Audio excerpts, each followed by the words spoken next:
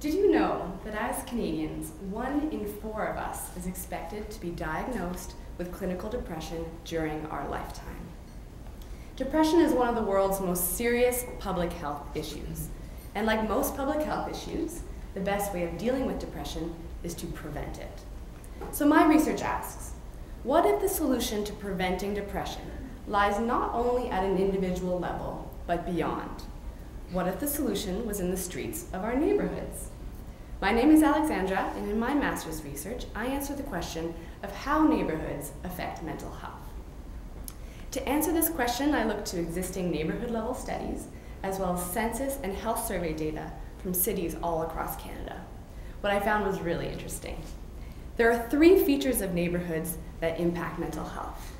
The first feature is the social environment. People living in neighborhoods with strong social ties and vibrant communities are consistently less depressed than people living in neighborhoods with less social ties. The second aspect of neighborhoods is the physical environment.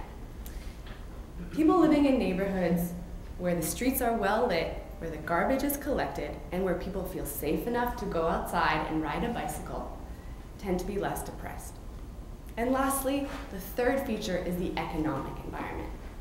People living in low-income neighborhoods are consistently more depressed than people living in more affluent areas, and this regardless of their personal level of income. So this is a big deal.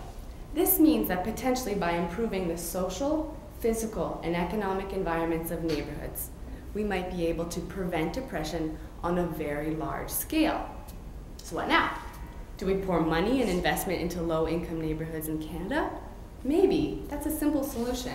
What I found looking at existing neighborhood-level data in Canada is that residents living in low-income neighborhoods that become more affluent through time tend to be more distressed. Why? Because when neighborhoods become more affluent, costs of living go up, more affluent residents move in, and soon long-term residents of these neighborhoods start to feel excluded from the communities they used to know so well. So what now?